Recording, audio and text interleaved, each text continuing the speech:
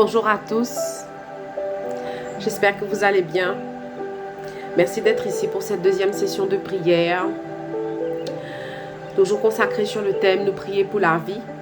Cette semaine encore, notre pays a perdu quelqu'un par le suicide. Une jeune mère en direct sur les réseaux et mon cœur se serre.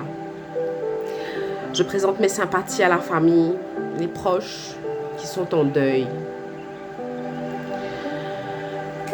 Comprenez bien que derrière chaque geste comme celui-ci, il y avait une souffrance qui criait, mais que personne n'a entendu. Cependant, mon but, c'est d'apporter ma contribution par un enseignement supplémentaire sur le suicide d'un point de vue spirituel contre la vulnérabilité et le manque de connaissances pour cette nouvelle génération. Aussi à ceux qui vivent avec des croyances et des informations erronées, qui sont fausses sur le sujet. Alors je vais le faire avec beaucoup de douceur et de respect et dans un langage simple. Parce que mon but c'est d'apporter de la lumière là où il y a de la douleur, de la lourdeur, apporter de la paix là où il y a du chaos intérieur, apporter de la vie là où l'angoisse étouffe. Ce que la Bible appelle l'esprit de lourdeur dans Ésaïe 61.3. La Bible dit « À ceux qui sont en deuil, je donnerai mon manteau de louange au lieu d'un esprit abattu. » L'esprit de lourdeur, ce n'est pas un démon qui attaque. Ce sont des états intérieurs, des atmosphères qui pèsent sur une personne ou même sur un pays. Ces trois réalités spirituelles se connectent, notamment la lourdeur qui est causée par la fatigue émotionnelle, la perte de joie, le découragement qui est causé par la perte de sens et la perte de motivation, et le manteau d'angoisse qui émane de l'agitation intérieure, la peur et la confusion. Ce n'est pas surnaturel, ce n'est pas ce que vous imaginez, ce n'est pas comme dans un film d'horreur, c'est tout à fait réel et c'est humain. C'est la douleur accumulée qui devient trop lourde pour un seul cœur. Alors je profite de cette session pour répondre à certaines questions que j'ai eues de ma première session de prière. D'ailleurs, merci pour vos likes et vos partages. Continuez à propager mes messages d'espérance et d'amour que je vous envoie. Abonnez-vous à mes pages Facebook, YouTube et TikTok, car parfois je mets des messages en lien avec la tranche d'âge qui fréquente mon réseau.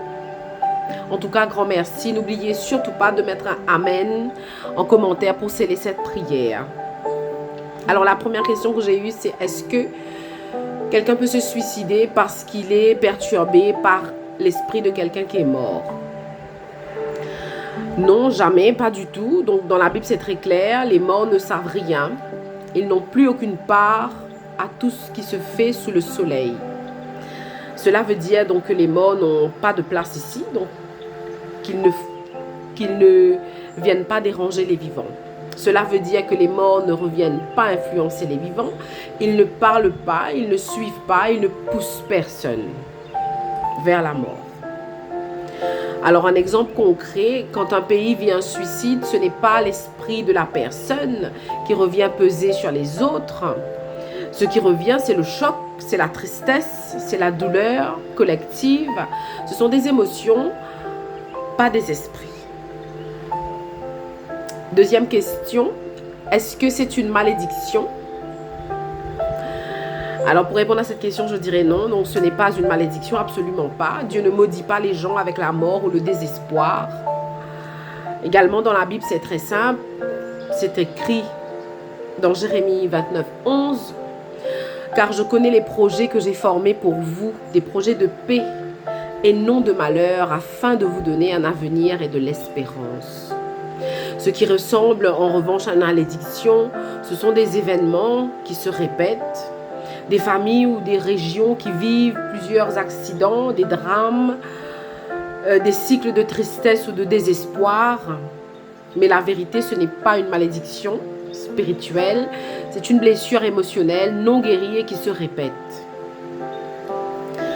Alors un autre exemple, si, imaginons, 3 jeunes dans la même région qui tombent dans le désespoir, ce n'est pas une malédiction. C'est que sans doute dans la région, il y a de la destruction, il y a le chômage, il y a la violence, il y a la drogue, il y a le manque d'espoir, le manque d'écoute, les traumatismes non traités. C'est une douleur sociale plutôt. Ce n'est pas une malédiction. J'espère que c'est clair pour vous. Alors, 3e question, est-ce que c'est un manque de foi? Alors également, je dirais non. Le suicide ne veut pas dire qu'une personne n'avait pas de foi ou avait perdu la foi. Le suicide ne veut pas dire qu'une personne n'avait pas de foi. Cela veut juste dire qu'elle souffrait plus qu'elle ne pouvait porter.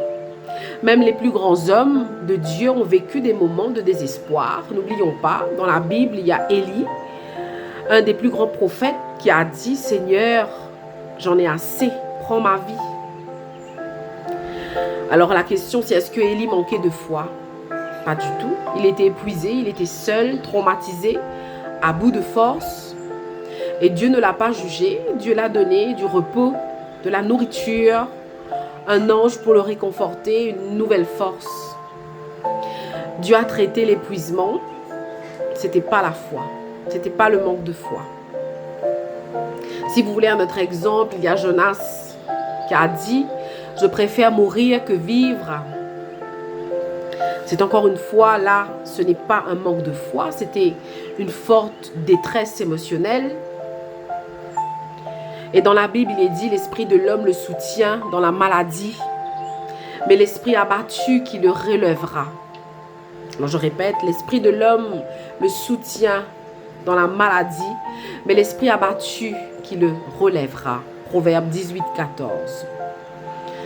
Alors pour en finir, ce n'est pas la foi qui manque, c'est la force intérieure qui s'est effondrée sûrement.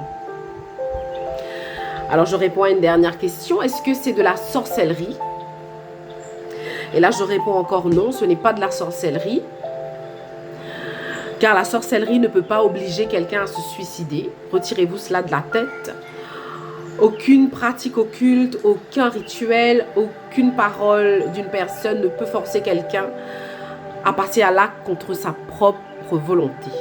La vie intérieure d'une personne reste souveraine. Dieu ne permet pas qu'un humain, que son enfant soit contrôlé comme une marionnette.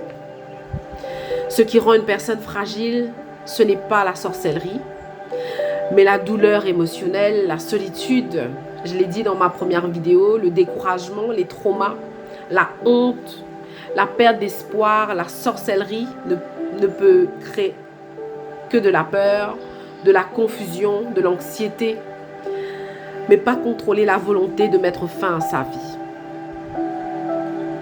En résumé, la vérité spirituelle est simple, le suicide n'est pas causé par les morts, les malédictions, le manque de foi, ni la sorcellerie. Le suicide vient d'un âme fatiguée, d'un cœur écrasé, d'une douleur non exprimée, d'un poids émotionnel qui est devenu trop lourd à porter. Et c'est là que nous, et je lance mon appel, enfants de Dieu, nous devons nous lever pour prier, consoler, éclairer pour être un rempart et séparer les personnes qui sont en danger. Je vous partagerai au courant de la semaine de petites vidéos pour expliquer davantage sur l'esprit de lourdeur, l'esprit de découragement, le manteau d'angoisse. Sinon, cette vidéo sera trop longue et je vous invite à regarder les vidéos avec attention pour comprendre et aider quelqu'un en partageant ou s'aider soi-même, je l'espère. N'hésitez pas à me poser des questions si vous en avez. Gloire à Dieu. Seigneur, aujourd'hui, je prie pour ceux qui portent un poids invisible, pour ceux qui sourient mais qui s'effondrent à l'intérieur, pour ceux qui ont perdu l'espoir, la force et la paix. Nous déclarons au nom de Jésus que l'esprit de lourdeur tombe, que le découragement se brise, Que le manteau d'angoisse soit remplacé par le manteau de louange. Seigneur, enveloppe notre pays de ta lumière. Relève ceux qui sont tombés, console ceux qui pleurent et protège ceux qui sont fragiles. Utilise-nous comme des porteurs de vie. Amen.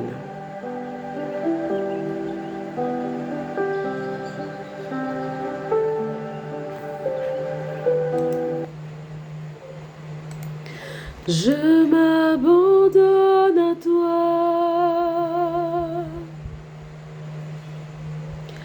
Je me remets à toi. Je ne désire rien que d'être entre tes mains, que d'être auprès de toi.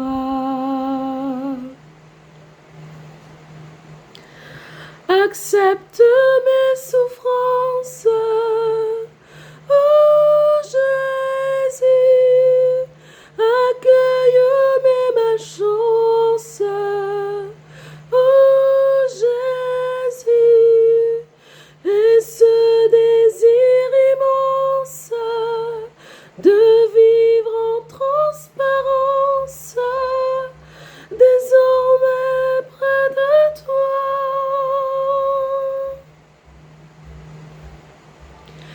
Je m'abandonne à toi.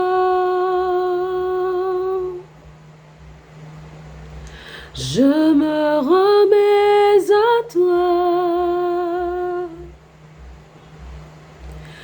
Je ne désire rien que d'être entre tes mains, que d'être auprès de toi. Amen.